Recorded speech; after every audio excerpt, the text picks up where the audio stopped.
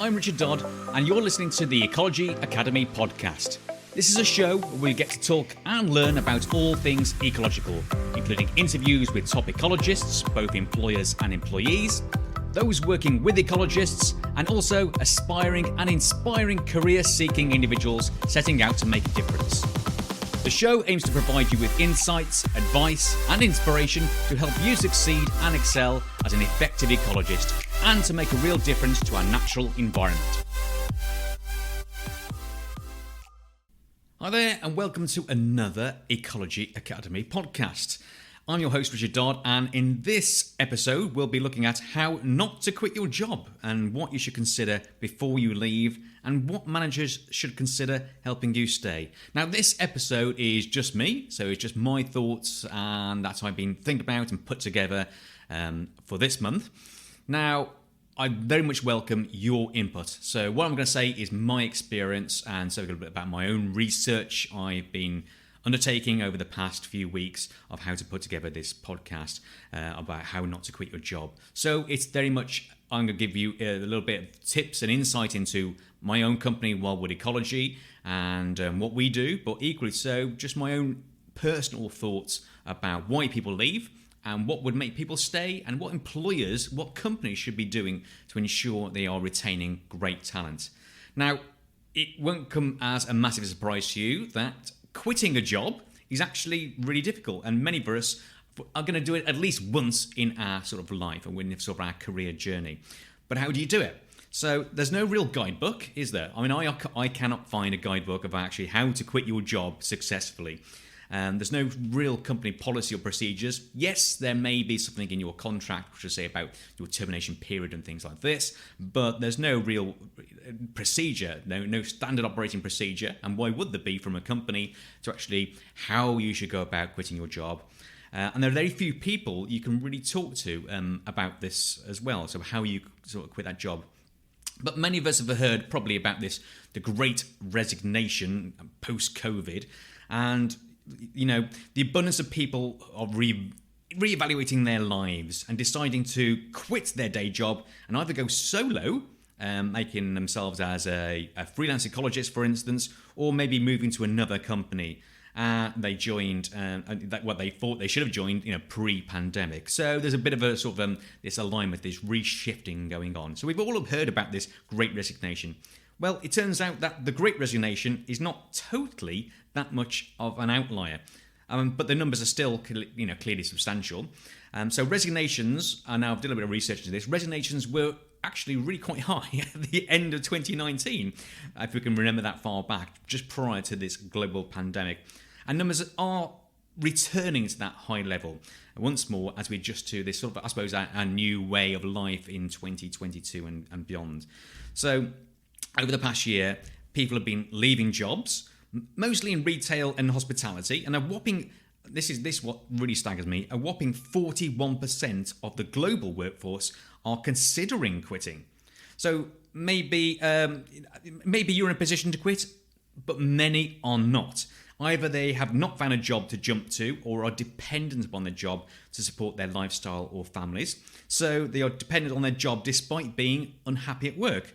And for those of us quitting, why are we quitting? Well, we're often leaving bad jobs with low salaries, poor working conditions, or, as we are increasingly finding, poor managers.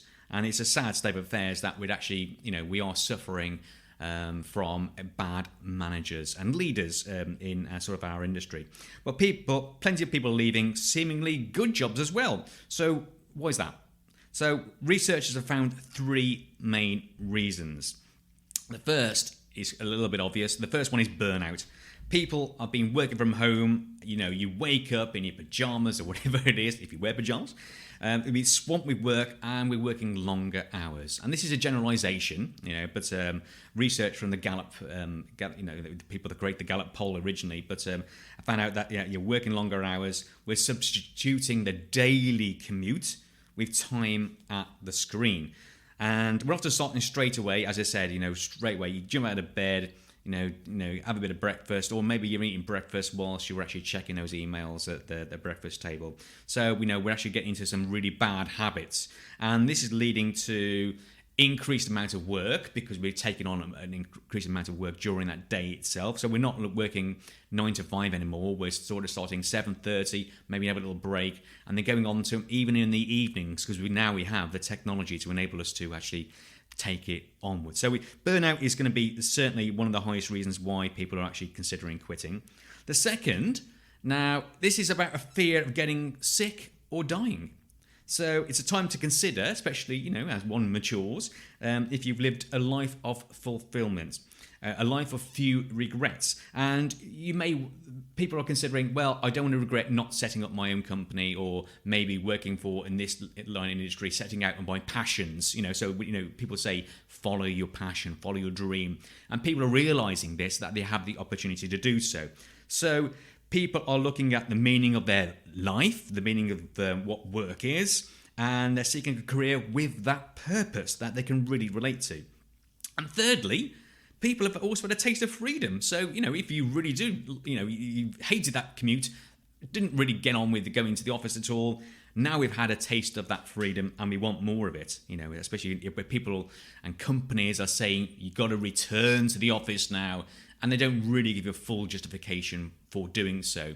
There's been something in obviously the news recently about, certainly about our Prime Minister, very much encouraging people to return to the office because all we're doing is drinking coffee and eating cheese or something like that from the fridge. So very much, I think, misplaced sort of comments from our own Prime Minister there. But we've had a taste of freedom. We want to experience more of that autonomy and to start with for ourselves. And we're starting to feel a lot more empowered. But before quitting, I would an element of caution, should we say? So some people, and you may be one of these people, experience some form of regret of leaving their current place of work. Now, why is that? So even though people have left their job because they were dissatisfied, they became even more dissatisfied in their new jobs for several years later. And there's that old adage that the grass looks greener far away, but not so much up close. So it's something that some people may have regretted, actually leaving their job. Now, if you have a depressing job, an abusive boss, poor working conditions, and can afford to leave, do it. I think there's no reasons, there's no real draw for you to stay within that sort of environment, those toxic work environments. But if your job is tolerable, then it's harder to know when or how to leave. So if you're considering quitting, workplace evidence identifies that you should consider 3 factors before doing so. And these are having a voice, loyalty, and alternatives. So voice. Consider, do you have a say in improving your current position? So good employers will actually listen to your concerns and may be able to alleviate or even remove some of those issues that you face from either daily battles, that you may face, or something that comes around periodically. So it may be that you don't like part of that role. You may have been shoehorned into managing people, for instance. Now you're a senior ecologist with little or no support. Now, the sign of a good employer is one that will listen and, more importantly, act where possible to address these problems and actively work alongside you to reach some sort of an amicable solution. Now, the risk of not discussing this with your current employer, tackling that thorny issue, is that you may find yourself in a similar position in your new company. You all of a sudden you found out that, do you know what, it's happening again. It's happening again to me. Why is this? And I think it's a little bit of self-sabotage. We're working for a new company, which I think this explains why we get serial jumpers from company to company. We actually, as an employer, at Wildwood Ecology, for instance, we see CVs coming in and we see that serial jumper for one, maybe been in a position for 2 years, moved on, 2 years and moved on again. And I think the person here needs to ask themselves, right, well, what could I have done to actually improve my conditions? And I think having that voice, having that conversation with your employer, tackle it head on. Doesn't matter how uncomfortable it is, take a deep breath, face the uncomfortable issue, and then maybe you'll discover that in your voice, is actually worth listening to, and employers really do care. Now, going on to the second one, loyalty. Now, what do I mean by loyalty? Well, how much do you care about your company's vision and values? Do they actually hold a vision and values as well? And I know I say again, using my own company as an example, we certainly have been creating that vision for the past 5-10 years. Creating that, why people want to work for us and why do we exist? What is the purpose of our company? What are we striving for? And that's something that we hold quite strongly. So does your company hold a vision, and do you align to that vision? Also the values of that company. If you value, for instance, hard work and high degrees of support, do you get that from your company? Is those the values that your company actually offers to you? Our company, we're offering, we truly support our individual employees here. So do you get that support? Is there a sense of vision? Do you align to the vision and the values of your company itself? Now, and how strongly are those interactions with the values and vision of the company? You may tolerate it if you actually, do you know what, it's not too bad a vision, or, okay, I agree with 1 out of the 5 values that this company holds. Is that enough to actually keep you there or not? So I think it may be appropriate to then, if you're not getting a sense of alignment with those visions or values, then maybe look at the third question about career alternatives. So as well as being pushed away from work, what that you currently do, is there anything that you feel pulled towards? So what aspects of your work do you really love or excel at? Are you drawn to an alternative employer? It may be that you've worked in a small consultancy, and the draw of a large consultancy really seems that that is where you're heading towards. What is that draw? Why is that alternative provider, supplier, company? What is it that attracts you to them really? Again, it probably goes back to those values. So look at that. And equally so, if you're moving from a large ecological consultancy or a multinational company, for instance, you may have had your belly full of certain aspects of your career, the role you're in. What is it that attracts you to an alternative provider, an alternative company? So have a look at that. And there are so many more options now to look at. For instance, you can switch career paths. Looking, does your new employer or your new employer, potential new employer, are they open to negotiation, discussions with flexible working arrangements, reduced hours, maybe a job share? It could be that sideways movements. Rather than actually looking at ladder style career progression, as we see from assistant to consulting ecologist to senior to principal to associate, and that sort of linear approach that doesn't suit everyone. So are there alternative directions you could go in? Does your employer offer, as we do at Wildwood Ecology, like more of a technical role? So some people are not quite suited to managing people, to get on with people, but maybe not so much in terms of looking after them and making them excel and shine, compared with you more focused upon your technical aspects of the job itself. So is there a sideways movement you can actually go into? Does your current employer or a future or an alternative provider offer you that? But do your research before you start quitting.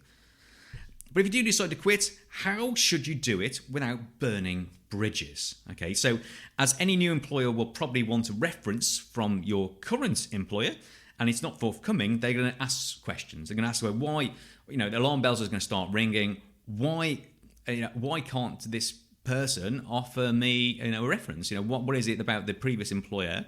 Is it that they just didn't get on? And so thoughts go through our head as employers. Why isn't a reference coming from the previous applicants? Particularly if you're going to put down them as your referee from a previous employee, from previous company. Now sometimes we get this, and this is something I think we need to change within our industry, and not just our industry, lots of different industries and sectors. We get a standardized response back from an employer, as in the only thing that they can say is, and it's probably come from the HR department, that yes, this person worked for us in this company at this role. We can confirm that. They won't give you very much more than that. And I think this is something we need to look at. That actually, when unfortunately, we do get people leaving our own company as well. So when people leave us, people ask for a reference. We will give an honest reference. Why we employ that person. Would we welcome them back, and so forth. And what role do they do? What sort of position did they hold? What attributes? I think it's vital. I think it's necessary. I'd want that as an employer, and I can see why some employers, when an employee is leaving, may not want to do that. It could be that they don't want to open themselves up to any sort of repercussions. Especially if you didn't get a job, that employee didn't get a job. Why did you give me a bad reference? And I think it's that litigation may creep in, but. You don't want to burn those bridges. Go back to that. Go back to about burning bridges. So if you leave an employer and decide it was a mistake, for instance, you want to you don't want to burn those bridges because you may want to go back. So although it may seem like a great idea at the time to actually tell your boss exactly what you think, it may not be the right option for you at all. So if you do come back to the company, and it could be because that job has been withdrawn itself, or it could be that there's a delay, for instance, for that for the role itself. You may not get your job back. And if you do, your working relationship with the company or your colleagues will certainly have changed. So you want to make sure that if you do leave a company, that you leave on good terms. Now, the normal dynamics of a workplace is that the employer holds power over a retaining or dismissing employee. And when that power shifts to the employee, then sometimes this surge of power may change an individual's behaviour, which can manifest itself in some pretty ugly ways. Now, there have been examples, and I'm sure if you go to YouTube and you reach out onto social media, you'll see examples of this. People swearing, shouting in meetings, even actually having organising mass demonstrations outside companies' offices. So, and something vengeful actions, away from the office, to the environment, to a person's property or persons outside the work environment. And that could be either online or in person. And I mean, sometimes you may even be tempted to steal a bits of stationery, paper, and equipment, or maybe, as we've seen this, indulge in a little bit of sabotage, such as deleting important company files, and even removing them from the office themselves, and so you can use them for your company, or just, as you say, just for a vengeful act. And although it may feel good at the time, getting one back on either the boss from hell or a company that passed you up promotion, in the cold light of day, it places you in a state of regret. And I think that's the thing, you get into a state of regret, and which could stay probably with you longer than it takes to get back those deleted files. So if you are considering handing in your resignation, then you may wish to consider the following. Firstly, unless you're in some sort of an alternative form of contract, you're probably going to have to write a letter of resignation. So read your contract of employment, hopefully if you kept one. So it's difficult to ask. So as soon as you start asking, oh, by the way, boss, do you have my contract to hand? They're going to go, why? So it's good things, a bit of housekeeping when you do start work, just find out where your contract is, and also any updates to that. So your first contract may be updated through some other form of communication, so some other document that comes through. So just, you may get extra leave, or actually, rather than 1 month's notice, you have to give 3 months' notice because you're a senior and you forgot to mention that, you forgot about that when the letter of promotion came through. You just focused upon that extra salary and all the extra condition, the extra sort of bonuses you would get for that, and failed to notice that actually, I'm going to give 3 months' notice now. So check out that. Check out your letter of your contracts and any further information. And you make your letter of resignation clear and concise. Leave no room for any ambiguities, and tell your employer you're resigning, and give them the right length of notice starting the day after the letter itself. Now, again, it's a personal choice, but you don't have to put in a reason why or tell them how bad or good they've been as an employer. You could probably tell them that later on, but I would probably refrain from doing anything negative, as I've previously mentioned. So, and don't agonise and filling a whole A4 sheet. Just a few formal lines is all it takes. Then you can directly hand it over to your HR department, if you have one, your head of department, or your immediate line manager. So, it's a physical form, physical copy. Now, if you do have to email your resignation, or maybe if you've considered even a text message using WhatsApp, for instance, we've seen them. We've seen, not in our company, but I've heard about people resigning via text message or via email. I would really think twice. Now, is this really the way you want to leave an employer? Because to someone open up an email or text message, it's going to seem cold. It's going to seem underhand, and to be honest with you, it's downright rude. And it can place your start of your departure, this act here, straight away you're on the wrong foot. So get the process off to the good start and have that, face-to-face conversation. Now, that may not work for everyone, and there may be, you may still be working from home, for instance. So if that is not the case, and you're able to meet in person, then a video or maybe a phone call is your next best option. And in fact, the phone may be better suited to some people, especially if you really, really despise confrontation. Maybe your line manager doesn't like confrontation. So maybe the phone call could be the best alternative. And because you're trying to avoid that or anticipate a really bad response from the receiver. And so, when's the best time to hand in your notice? Anyone? So I think most people would argue that it's going to be right at the end of the day. Right at the end of the day, you've done your work, you've been thinking about it. You've been in a really strange mood the whole day, and everyone's maybe picked up on it as well. So all of a sudden, just before the end of your day, hand it in your notice, and you drop that bombshell, and then you run. So that way you can avoid any awkwardness. If you're leading a bad, toxic company, then I think that's the way forward, really. If you are leaving a bad or toxic company, probably leaving it to the end of the day is probably going to be the best thing for you. However, if you're leaving a good company, then you may wish to consider an alternative approach that will probably set you up for that positive exit. And it will benefit you all. It will benefit you, benefit the employer, and it also will benefit your colleagues. And it'll give them, consider maybe handing it in maybe in the morning, okay, first thing in the morning, and if you've got some really good relationship with your line manager or employer, or maybe in the afternoon, for instance. And why do this? Why not just leave it to the end of the day, Richard? Because clearly that's what most people expect. Well, I say it gives people time to actually make some plans, maybe a bit of forward planning. So give some consideration to a morning or afternoon drop-off, but really don't overthink it. Just do it. I think the act is more important than sort of the procrastination of actually when's the best time. So, but there's my little thoughts there.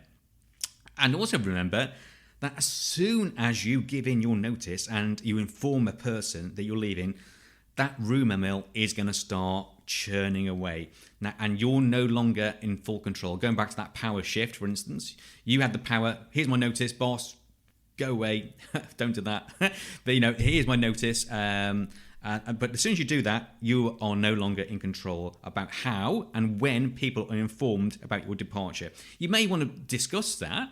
I think that's going to be an open discussion with your employer. You may want to discuss it straight away, or you may have written it down into your letter of resignation. But really, it's down to the employer. It's how they act. So I say you're no longer in full control. So when you deliver your notice, either in person or by phone, just like your letter, you've got to be clear and concise. And I would also advocate practicing maybe the night before how you're going to deliver that letter and the conversation you're going to go through. So maybe if you are really anxious about handing in your letter because you've got this sense of letting people down, and you don't want to let people down because it's not one of your values. So just run through it the night before of how you're going to produce it, when you're going to do it. Is it going to be in the morning? Is it going to be afternoon? Is it the last thing in the evening before you leave? Don't do the email. Don't do the text message. But how are you going to do it? What you're going to say, and more importantly, what are you not going to say? Going back to that point about get into some sort of slanging match with your employer. So be clear and concise about that. Because a typical response from a person receiving your resignation is also going to be a moment of awkwardness. It's not either they're not expecting it at all, and it's taken aback. And all of a sudden, they're going to be off guard, and they may say things that they may regret a bit later on. So, and you don't want to get into some sort of slanging match. They're going to some people may get annoyed. Hopefully not. Hopefully, expletives won't be shouted out at all out their mouths. So, my advice is that benefits both parties would be to arrange a time either later in that day, and certainly no later than the following day, to have a conversation about the situation, to evaluate the situation. There's no immediate need to have that exit interview now, for instance. So you put forward your reasons in your letter, which you or they can discuss once their emotions, both your emotions and their emotions, have had time to sort of recalibrate. And when it comes to notice periods, then you should, again, going back to your contract or formal letters, the updates to your contract, make sure that you put that into your resignation letter. Typically, I think termination lengths are either 1 or maybe 2 months. Sometimes it's even 3 months, as I say, for senior members of the team. So it's definitely worth checking. So has something changed, and can you prove that? Have you got the latest contract there? Or how confident are you got the latest contracts?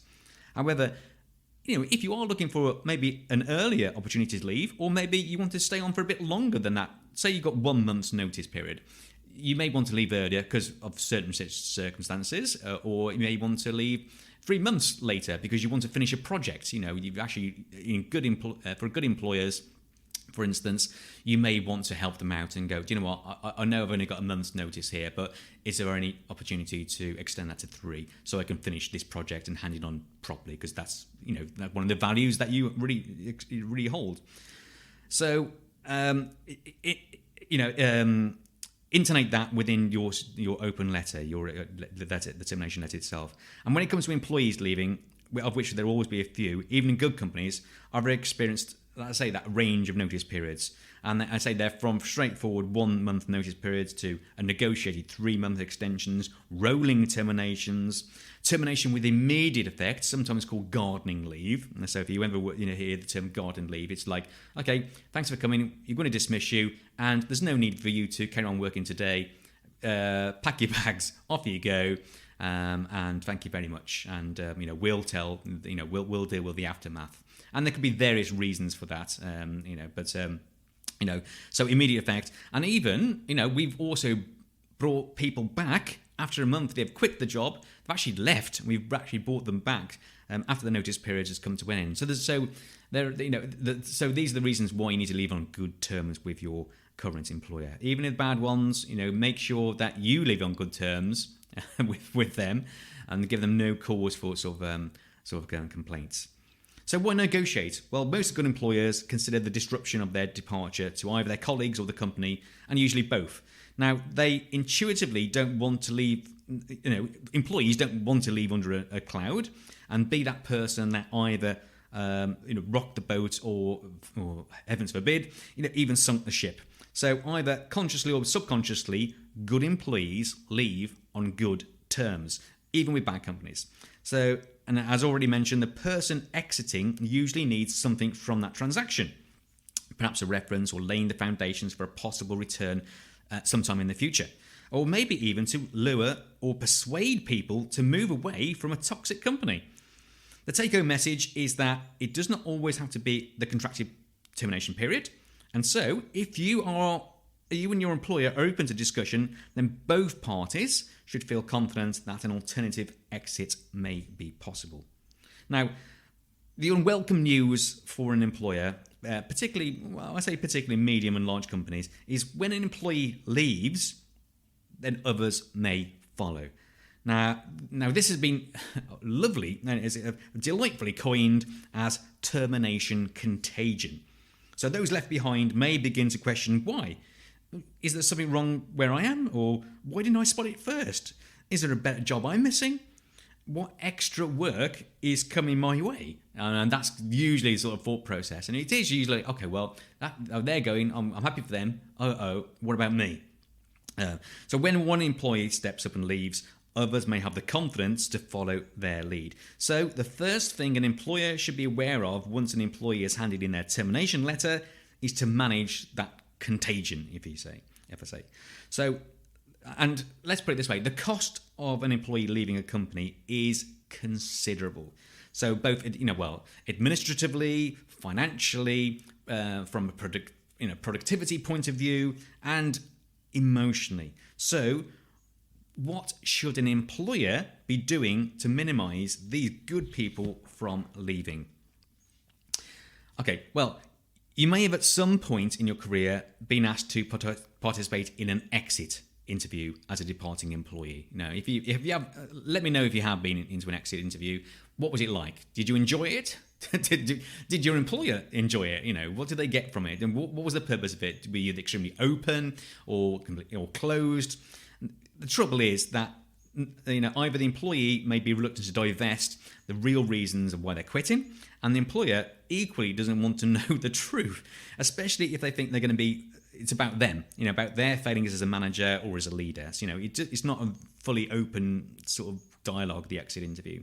So it's much better to identify potential issues and understand them before an employee decides to leave. So you can potentially minimize their likelihood of departure and build that better workplace culture. And so employers should consider conducting what we use in Wildwood Ecology as known as a stay interview, or at least a periodic staff survey. And as I said, this is something that we've implemented at Wildwood Ecology, and it's opened up some very honest opinions that we may have never have ever found out just by not asking. So they're proved really, really useful. So our stay interviews are undertaken by the employee's line manager, and they're either woven into or created as part of our frequent one-to-one meetings. And we implement quarterly reviews with every employee. Every quarter, every employee will get a review, and it's an opportunity to then discuss about what makes an employee stay. Equally, what would make them leave? What is it that they love about their job? What parts of the job aren't they so fired up about? And also a great opportunity to talk about career development, looking at potential future promotions there. So looking at and it's open discussion, and we have a career framework document, for instance. They can look at that and go, okay, I'm working towards this. From our last meeting, you were here. This is our opportunity now to discuss where you are on this career, sort of, the scale itself. And also, it really opens up that ability to discuss. I know I'm heading towards a management position, but it's something I need a little bit more support on or understanding. Can you give that to me? So, because a lot of people really do leave because the next stage of their progression is going to be managing a whole bunch of people, managing very complex projects, and it's something that they're really not looking forward to. They're great ecologists, but they may not be looking forward to actually opening that conversation up about management. And if that's the only thing you're going to have to offer, then, this is going to come up in those stay interviews. So, and staff surveys, so those annual ones, staff surveys can also substitute part of that analysis, but they're often seen as a senior management initiative, and their purpose is to gauge really about longer term trends within a company. And in my opinion, I think there's room for both, but as a company, Wildwood, we find better engagement and results from our quarterly meetings we conduct. We also have weekly meetings, catch-up meetings, but they're usually like a team meeting. But it's having those doors open to people to say, if you've got an issue, don't leave it to the quarterly meeting. Let's have that conversation now. It may be that, work and life do blend together. You can't separate the two out. If you've had a bad experience at home, you're going to have some of that bringing that into the office. Whether that be, whether it be, a relationship you're having either with a partner or, a child or a member of your family or a friend, for instance, we're going to bring some of that with us to the workplace. And equally so, we take it away with us too. So they're not mutually exclusive. Work and life, they are one. We can't really separate out. And people who do separate out work and life, you're probably not, they've probably got you can't have two separate values, one for work, one for life. And this is where the problems can lie, burnout, for instance. Or So, make sure you're having those conversations. I'd say, in my opinion, I think we can have both the quarterly meetings as well as these annual sort of staff surveys. And they're going to reveal signs of burnout or training issues, as well as identify, as I said, when someone's ready for promotion. So think of the stay interview, whether you're an employer or an employee, as a sort of smoke detector. So it's like an early warning tool that can prevent a fire, i.e. someone leaving, from occurring. Now, a stay interview should seek to get to the root causes of why an employee stays with the company, and as I say, conversely, what would make them leave. The line manager should therefore provide an opportunity for an employee to give open and honest feedback about what they find rewarding and enjoy doing, and equally what's unrewarding and potentially detrimental to them staying. But it's an employee's actions that will ultimately matter to that employee. So you can have the great conversations, we can talk about this as much as we like, but if nothing gets done, we're going to get frustrated.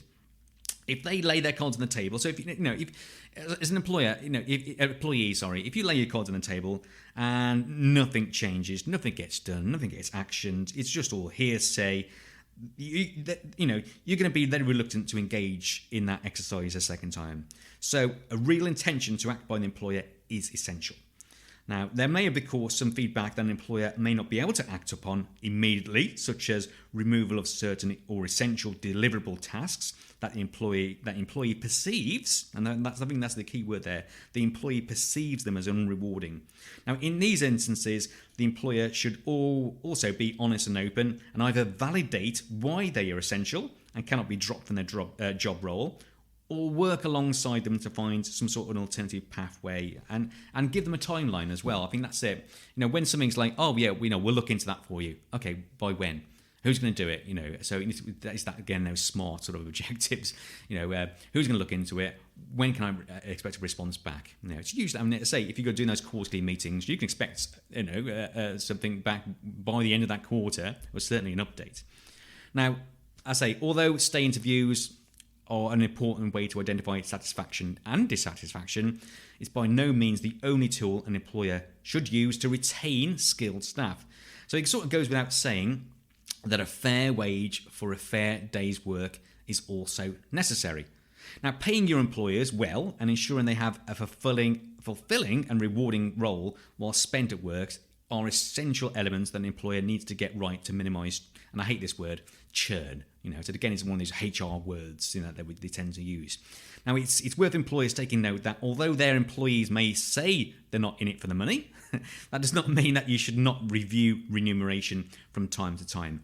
Now, over the past couple of years, we've been living under and working under a COVID cloud, and few employers have had either the time or inclination to review or modify salaries. We've also seen very recently increases in energy costs and the price of, pretty much everything, as we see supply chains problems from our reliance on global imports in conflict areas, including those in currently war-torn Ukraine. So what brought home a pay review for many of us, including myself, was that when we tried to recruit for senior roles with our company, we were met with either few or no applications for those roles. And this is really worrying. This is really, really worrying, and to me and to our whole industry. So what has happened to see that significant shortfall in skilled professionals within our industry?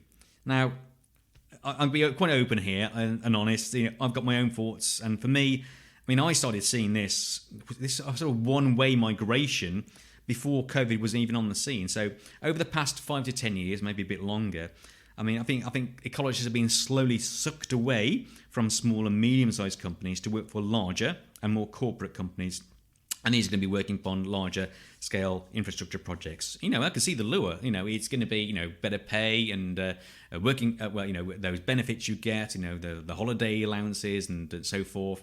And I know people get lured away with that. And I'm sure you can think of one particular infrastructure project where the impact of this has had it's left a huge scar on our industry, and we're going to feel this for many years to come. Now, I believe that over the past decade, professional consulting ecologists have experienced a seismic shift in what they now do compared with why they originally decided to start a career as an ecologist and why it was for them. Now, some companies are taking away what I think is the very core of what it is to be an ecologist. Now, essentially, an ecologist is someone who studies relationships among species and habitats and applies that knowledge to the environment. Okay, so yeah, someone who studies relationships among species and habitats and applies that knowledge to the environment. And placing them in a project management role, supervising contractors and managing people, that was never in the original job description as an ecologist, but they say it's what you need to do in order to progress. Yeah, you can see that, it's a senior, sorry, you're going to have to manage people, you're going to have to manage that project, you're going to have to do as I say, basically. And we're going to take you away, we're going to strip away what you found, because you're not, they're going to say, well, you're too expensive to send out on a survey anymore, we can't do that. And so you get on with it, and pretty soon, without warning, you're a manager on a pretty decent salary, only now you sort of either, at best you may tolerate your job, and by the way, this is generalisation. I'm sure some people love the management side, and this is what we're getting at now. Some people love people management, and some people loathe it. But when you're forced into that position, this is where it gets complicated, and it's an issue for our industry. So either, in the best case scenario, you may tolerate that position, but it does lead to some people actually hating their job, and before you know it, you're gone. And people used to think that you ask your friends, when people say in a party, what do you do? Oh, I'm an ecologist. What do you do there? You tell them about it. And people used to think your job was cool. Looking after bats, newts, counting plants and butterflies in the middle of a sunny field. But now, in 2022, you're working off a laptop, in your car, or you're on a site waiting for a contractor to turn up, if they ever do, and start ripping up parts of the environment you wish you were studying. So you leave alongside many others, and companies are left bereft of talented ecologists just like you. Just when they need, and just when we need you the most. So, and this is the real rub about things now, is that with a climate and ecological emergency, we're seeing people leave our industry, going into whatever, maybe into a completely alternative career itself, and leaving the ecological sector behind. And as I say, just when we need those people the most. But what if all that could change, and employers could find and retain employees who loved managing people and overseeing challenging projects? Well, they can, but only if they invest in their people beyond the pay packet. We've all seen instances of people being lured away with that, ridiculous amounts of money to go and work on a project. And if pay is the most important value to you, okay, you're going to find it hard to actually get, you're not going to turn that down, are you? But for most of us, our values and lies somewhere else. Really, it's not just about the money at the end of the day. So you see, us ecologists, we are a technical bunch of people who do indeed love looking after bats, newts, and counting butterflies and plants, and not only in the middle of sunny fields. Now, we're curious, we're passionate about the environment, and we have spent many years working towards a role that gives us that purpose and brings out our inner geek. Just hang out on any social media platform, any one you like, TikTok, Instagram, Twitter, LinkedIn, whatever, and just look at the photographs and posts made showing that passion to others. It's there. It is there clearly for you to see. We all get fired up about it. And it's usually the assistant ecologist that are actually putting these photographs out. It's very rare you actually get senior members of the team actually posting stuff like this, because we rarely get to do it. So just think about that. What we tend not to do so well, and have been unlikely been supported for, is career progression into roles that require us to directly engage with colleagues, clients, and contractors. And many employers are setting their employees and themselves up for either failure or frustration. I'm talking about the role of senior employees, and specifically their role as a manager of people. Now, many of us perceive ourselves, if we're in this role, as bad managers. And we either blame ourselves, or in a toxic company, believe it or not, There are others that are going to do the blaming for you, so you don't have to look too hard in toxic company. Others will say, "Oh, but you're a poor manager." Now, as a manager, you've got a tough job to do, and employers should be upping their game to help the senior team become better managers and leaders. Now, although employers recognise that training courses for technical ecologists are essential, and we see a range of those, we offer them their courses ourselves on the Ecology Academy platform. There, you can do preliminary ecological appraisal, preliminary root assessments, legislation, and report writing, and so forth, and introduction to QGIS. It's all there. But what tends to get overlooked are management courses. And just as the delivery team will need the right investment of technical skill training, they will equally need guidance, support, mentoring, and be held accountable for project delivery. So they're going to need a manager who knows how to make them and the company shine. And that's not a role, as many are expected to, you can just learn on the job. It's not something you just pick up straight away. Some people say managers are, it's within us. If you're a people manager, you probably, it's inherent. It's within you already. You don't need training. You just know how to manage people. But it is there are management courses. Therefore, management skills can be trained. But you're right. It's easier if you've got a passion for managing people and want to do it. You want to bring out the best in people. And it may be, and that's going to be mainly the reason why I think staff are leaving. So, employers, if you really want to retain great talent within your company and help solve the many problems that we need your technical teams to solve, then now's the time to invest in your current and emerging management team. So, here are my top 3 tips in developing a balanced team. So, firstly, you've got to find the right level of support and training they individually need.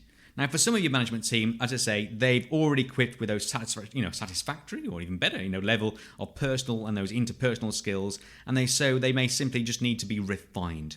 Okay, so those are some people. I say those people who probably, it's inherent within them already. They've got an ability to actually inspire people straight away. You can probably see them in the management team, in your company already. But don't forget the quiet people. Really, really don't. Just because someone's an extrovert doesn't mean they're going to be a great manager. You may find that talent sitting right in front of your nose, and you may not realise it because that person's quiet. So don't forget the introverts in your company, and they may need a lot more support to get them into the right level. And and some of them may not be, both the extroverts and introverts may not be suited to a management role. So you need to identify quickly, these individuals, and that's the beauty about these quarterly interviews. Not interviews, quarterly meetings, catch-up meetings about the people, with people. So, and as I say, they're individuals. You can't just label as in this is what we do as a company. So you need to identify the needs of the individual. And although it may seem like a great idea to send all your team on the same management course, it may not be suitable for all of them, and it may even result in demoralising some of them and lead to overall poor company performance. For instance, like we at Wildwood, we send, we've just started to trial this now with a Vistage group. So you have a look at Vistage with our management, and it's a 2-year course. And that suits the individual that's on this course at the moment. It really does suit them. We've talked about it. They're really keen to go on the course. Now, we've also got another senior manager within our company, and we're going to have a conversation about that course, but it may not be right for them. So it's just because we offer that course to one person doesn't mean we should offer it to every person. There may be a better route for that individual to go down rather than this Vistage course. Our role as managers and leaders is to identify the right level that will guide, support, and make them shine as individuals. Okay, so don't think that just one size fits all. Secondly, you may discover that through your quarterly meetings or one-to-one appraisals that some employees, again, for whatever reasons, are just not cut out to be people managers. They love what they're doing and performing and the technical side, but the idea of client or even colleague relationship management just fills them with dread. As I said before, do not ignore these people. They may not fit a traditional ladder-style career promotion pathway, as I stated at the start of this podcast, but that should not be excluded them from development. You may consider, I say, that lateral career pathway, a career progression that probably utilises their strengths. It's very easy to build on strengths. People say about strengths and weaknesses. Yeah, I mean, if you've got a passion for something, a strength is something that you're going to excel at. I want to do it more of that, and you're going to get leaps and bounds. Your weaknesses are weaknesses for a reason, and yeah, it may be a lack of realization. Do you know what? Actually, you do need encouragement, and you are good at this. You just didn't realize at the time. But some weaknesses, you're going to get marginal gains, and so you don't want to force things. So it's very much about listening to the individual. So play to their strengths. And as I say, at Wellwood, we have developed a technical ecologist role for people who thrive on detail and are task-orientated rather than actual people-orientated. That's a new role we've created. It's sitting there. So if someone, we want to retain great talent. So we don't want to lose someone because, unfortunately, the only role we have them is a management role, a people management role. Let's utilise their excellent project management skills and technical abilities to improve our report writing. Look at new technology coming on board. I know just recently guidelines have been issued for the use of night vision equipment, and also so people need to look at that. What's the effect upon our company? Those technical people are really, really needed. So perhaps consider a lateral career progression as an option to help innovate your company. No, it's your company. Let these people innovate and make sure your career, your company actually grows. Finally, let all your people go. So what do I mean by that? Just tell me to keep them. You've invested in their career development, and they're there to support you, but now you've got to trust them to get on with the work. Just let go of that vine, as Gino Wickman describes in his excellent book. It's a brilliant book, this is. Gino Wickman, Traction. It's a fantastic book. There's other books by Gino Wickman, Rocket Fuel, to have a look at as well. But as an employer, particularly if you are one of the senior managers, you've gotten used to taking control and leading from the front, but at some point, you really do need to let your team go. It's a bit like having a child, really. You've got to let them sort of fail and find out their own ways to resolve those issues, or find out the problems, or why something failed. You're there as a support, support for them, but you can't just make all the decisions for them. Just because it's not done, just because they don't do it your way, doesn't mean it's the wrong way of doing things. And this is about the mindset of a manager and a leader. You need to actually be open, an open mindset. So we want to build a better team. And also, I think our role as managers is to build better, or say build, create better managers, encourage better managers and great leaders. And yes, they are likely to be better at that role than you. Okay, they're going to be better than you. And is that such a terrible thing? You wanted to build a better team, and you want to take away some of the burden you've accumulated over the years. Well, here's your chance to shine. People remember you for either being a bad boss or an awesome boss. Now, bad bosses look after themselves, whilst an awesome boss looks after others and will grow a company far quicker than the former will. What a legacy you're going to leave behind if you let people shine. So, there we go. There you have it. Just almost an hour. So there you have it. Hopefully that's given you some inspiration as an employee to consider using your voice, examine your loyalty, and explore alternatives. And for employers to look at keeping extraordinary talent through open, honest, and frequent communication and support.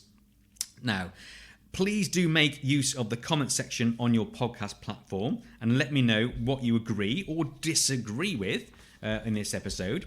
And finally, if you'd like to receive support, either as an employee or an employer, then reach out to me and connect and message me on either LinkedIn, or you can email me directly at richard@ecologyacademy.co.uk.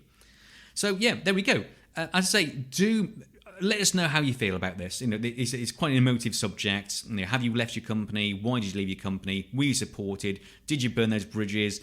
As an employer, what do you look for in an employee when they do terminate their position? How do you retain great talent? Let's open that discussion up. And I say I'm there to support you. If you need that support, I say just reach out to me, either say LinkedIn or that email address, richard@ecologyacademy.co.uk. But for now, thanks so much for listening to me on the Ecology Academy podcast. If you enjoy our show and want to help, then please click on the subscribe button and rate us on your favourite podcast player, as that's how you can inspire ecologists in the making, help retain great talent, and provide insights of our industry to a much wider audience of why ecology really does matter. Thank you. And remember, learning is a lifelong endeavour, so stay curious, be adventurous, and build bridges for others to cross.